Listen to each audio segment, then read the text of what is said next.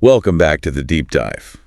This time, we're going deep on Senator Bernie Sanders. Okay. You gave us a really interesting mix of stuff here. A recent interview he did on Face the Nation, some excerpts from his new book, It's Okay to Be Angry About Capitalism. Right. And some of his latest political stances. Yeah. So we're going to cover a lot of ground. Everything from healthcare and prescription drug costs to the future of work. Okay. And even the role of media in our society. Wow. Ready to break this down? Absolutely. This interview and the excerpts you've given me offer a really unique insight into Senator Sanders' perspective on some really important and timely issues, and I'm really looking forward to exploring them in detail with you. Okay.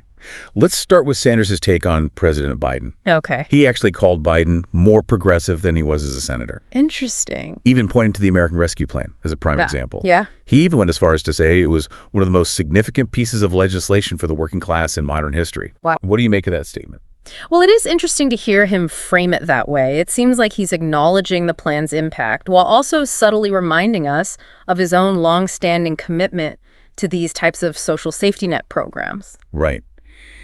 And it seems like he's trying to walk this fine line here, you know, praising some of Biden's achievements while also making it clear that he feels like there's a lot more to be done. Yeah. In fact, he goes on to express frustration that more of his agenda hasn't been enacted, Right. specifically blaming a lack of support in the Senate.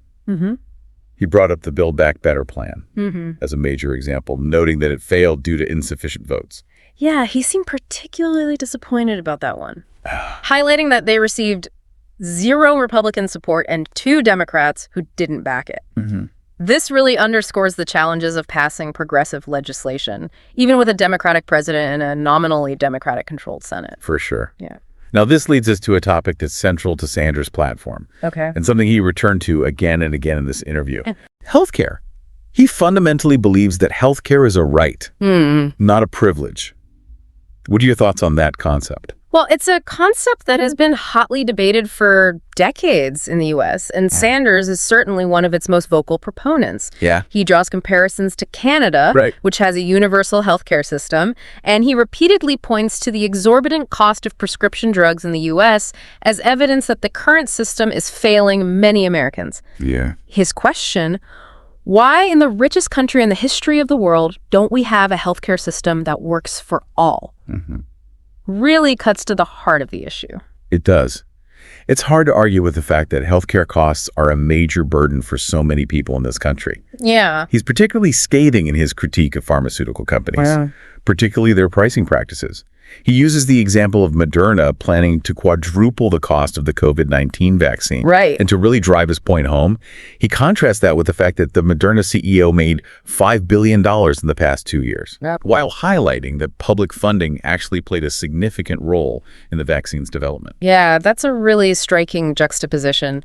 He's trying to highlight the inherent tension between private profit and public good when it comes to healthcare, particularly in the context of a global pandemic where access to life-saving treatments should arguably be prioritized over corporate profits. Absolutely. Yeah. So how does he propose to fix this? Okay. Does he offer any concrete solutions for lowering drug prices? He does. He suggests several approaches, including empowering Medicare to negotiate prices directly with pharmaceutical companies, aligning prices with those in other developed countries. He even cites Trump's support for this idea as an example. Interesting. And allowing for the reimportation of drugs from Canada, where prices are often significantly lower. Okay. What's particularly interesting is that he believes there's bipartisan support for addressing drug prices, referencing a poll that showed a majority of Republican voters are also concerned about rising drug costs. Interesting that he's trying to appeal to a broader audience on this issue. Yeah. He seems to be suggesting that the problem of high drug prices transcends partisan divides, and that there's a potential for common ground. But of course, as we know, finding common ground in Washington is often easier said than done. Totally. Now, it's not just Republicans that Sanders has criticism for. Okay. He also takes aim at his own party, the Democrats. Right. He criticizes them for what he sees as a failure to connect with working-class voters, relying instead on the message that we're bad, but Republicans are worse. Yes. He seems to believe that this message isn't resonating with voters. Right. And that Democrats are failing to offer a compelling vision for how they would improve the lives of ordinary Americans. He even suggests that voters are starting to question whether Democrats truly represent the interests of the working class. He's really calling on Democrats to step up their game, isn't he?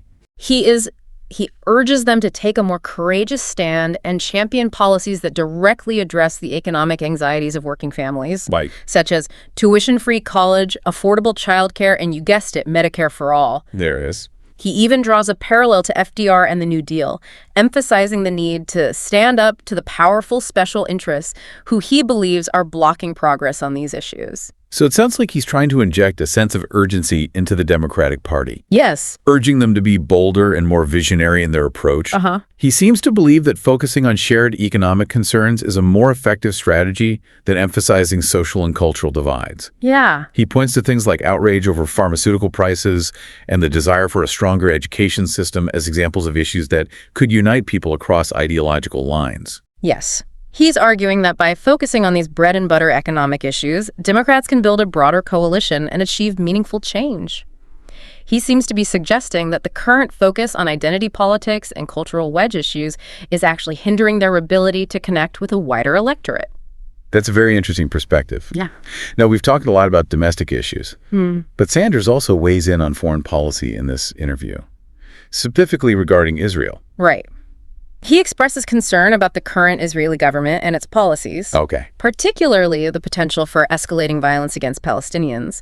He even goes as far as to suggest that the U.S. should consider placing conditions on the aid it provides to Israel. It's quite striking to hear him say he's willing to be not careful in his criticism of Israel, Right. which is a departure from the more cautious approach taken by the current administration. Yeah, he's definitely not shying away from controversy here. This is a highly sensitive issue, and his willingness to speak out so forcefully against the policies of a key U.S. ally is likely to generate a lot of debate. For sure. And it doesn't stop there. He also takes aim at AIPAC, Okay. the powerful pro-Israel lobby in Washington. Right. He's very critical of AIPAC, arguing that they exert undue influence over U.S. foreign policy in the Middle East, and that they actively work to undermine progressive candidates who are critical of Israel. Yeah. He even goes as far as to claim that AIPAC operates like a corporate PAC and often supports extreme right-wing Republicans. He's clearly trying to paint a picture of an organization that is out of step with the values of the Democratic Party. He is. And it's interesting to note that he's one of the few politicians willing to speak so openly and critically about AIPAC, which is generally seen as a very powerful and influential organization. It definitely takes a certain amount of courage to challenge them so directly. It does. It seems like he's not afraid to speak his mind, even if it means ruffling some feathers. That seems to be a recurring thing with Senator Sanders. Yeah. He's consistent in his willingness to call out what he sees as injustice or inequality, regardless of who it might offend. Okay, so we've covered a lot of ground here. Yeah, we have. We've talked about his views on Biden, healthcare, the Democratic Party, and even foreign policy, but there's still so much more to unpack. Lots to discuss. Are you ready to dive into some of his other ideas? Absolutely. I'm particularly interested in exploring his thoughts on the future of work, which is something that's increasingly relevant to all of us as technology continues to reshape the economy. Okay, great. Let's pick up there after a quick break. So we're back and ready to dive into one of Sanders' most forward-looking ideas. Okay. His vision for the future of work. What are some of the key concerns he raises about the impact of technology on jobs and the economy? Well, he's particularly worried about the potential for widespread job displacement as automation and artificial intelligence become more sophisticated. He argues that while technological advancements can lead to increased productivity and economic growth, those benefits often accrue to a select few. Okay. Primarily company owners and investors, while many workers are left behind facing unemployment or wage stagnation. That makes sense. This is something that a lot of people are worried about these days. Yeah. Does he offer any solutions for how to address these challenges? He does. He proposes a couple of intriguing ideas. Okay. One is the creation of a new cabinet-level agency focused specifically on workers and the future of work. Interesting. This agency would be tasked with anticipating and mitigating the negative impacts of automation, as well as developing strategies for retraining and supporting workers who were displaced by technological advancements. That's a fascinating idea. A dedicated agency focused on workers' rights and the changing nature of work could be really impactful. Yeah. Especially if it's given the resources and authority to make a real difference. Right. What else does he propose? Another idea he floats is the concept of taxing robots. Oh, wow. The idea here is that as robots and AI systems increasingly take over tasks previously done by humans, Right. we could impose a tax on these automated systems to help offset the loss of tax revenue from displaced workers and to fund programs that support those workers. That's a pretty radical idea. But it does raise some interesting questions. For sure. How do you define a robot for tax purposes? Right. How do you determine the appropriate tax rate? Yeah. It's definitely a complex issue. But I think it's important that we're having these conversations now as automation continues to advance. What really strikes me about these proposals is how they tie back to his core belief in economic fairness. Yes, absolutely. He's consistently arguing that the benefits of technological progress should be shared more broadly. Yes. And that workers shouldn't be left behind in the pursuit of efficiency and profit. Exactly. He's really challenging the assumption that automation and job displacement are inevitable. Right. And that there's nothing we can do about it. No. He's arguing that we have a choice as a society about how we manage these technological transitions, and that we need to prioritize the well-being of workers as we navigate these changes. That's a really powerful message. Now, we've talked about healthcare, the future of work, and even foreign policy. But there's one more area I want to touch on that I think will be particularly interesting to you. Okay. It's his idea for a new deal for journalism.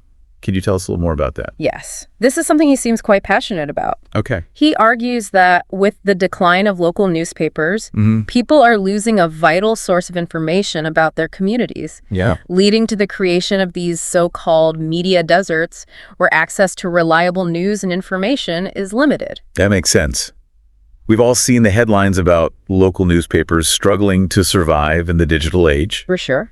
But why is this such a big concern for Sanders? What's the connection to his broader political philosophy? Well, he sees it as a threat to democracy. How so? He argues that a well-informed citizenry is essential for a functioning democracy. Okay. And that without a robust local press, corruption and mismanagement can thrive. And people are less able to hold their elected officials accountable. Right. He also points out that it's not just about staying informed. It's also about having a platform for diverse voices and perspectives. He's worried that the consolidation of media ownership and the decline of local journalism are leading to a narrowing of the public discourse, which is detrimental to a healthy democracy. So what does he propose to do about it? Does he offer any concrete solutions for revitalizing local journalism? What's fascinating here is that he actually suggests exploring public funding models for media as a potential solution. He even cites examples from European countries where this approach has been implemented with some success. That's a pretty bold idea, especially in the U.S., where we have such a strong tradition of a free press and a deep-seated skepticism of government involvement in the media. It sounds almost radical. Yeah. But I guess Sanders is known for his willingness to challenge conventional thinking. He is, and he acknowledges that it's a tricky issue. Yeah. He talks about the need for a nonpartisan approach and strong safeguards to protect journalistic independence. Right. Ensuring that any public funding doesn't translate into government control over the media. It's definitely a complex issue with no easy answers. It is. But I think it's a conversation worth having, especially as we see more and more local news outlets struggling to survive. Now, this brings up a really interesting question for me. We've been talking about Sanders' ideas for a new deal for journalism, focused on revitalizing traditional news outlets. Right. But what if we took his idea a step further? I'm intrigued. Where are you going with this? What if instead of just focusing on traditional news outlets, we also explored ways to support citizen journalism and community-based media initiatives?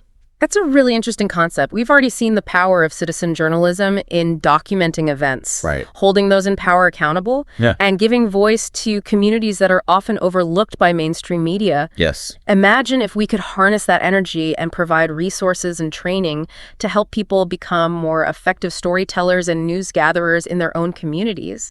Exactly. It could be a way to empower people to take ownership of the news and information that shapes their lives. Yeah. Especially in those media deserts where traditional outlets are struggling. Right. It wouldn't be a replacement for professional journalism. Right. But it could be a valuable complement, enriching the media landscape with diverse voices and perspectives. I love it. It's a bold idea, but it has the potential to truly democratize the media landscape, giving voice to those who are often overlooked and marginalized. It really is a thought-provoking idea, and it aligns perfectly with Sanders' emphasis on empowering ordinary people and challenging entrenched power structures. It does. And it reminds us that the future of journalism isn't just about preserving existing institutions. Right. It's also about finding new and innovative ways to inform and engage communities. Absolutely. Now, I know we've covered a lot of ground in this deep dive, We have. but I want to take a moment to step back and reflect on what we've learned. Right. What stands out to you as the most significant takeaway from exploring Sanders' ideas? I think what's most striking is his unwavering focus on economic inequality and his belief that the system is rigged against working people. Yeah. He brings this up time and again, whether he's talking about healthcare, Right. the future of work, Right. or even foreign policy. It's clearly the driving force behind his political philosophy. I agree.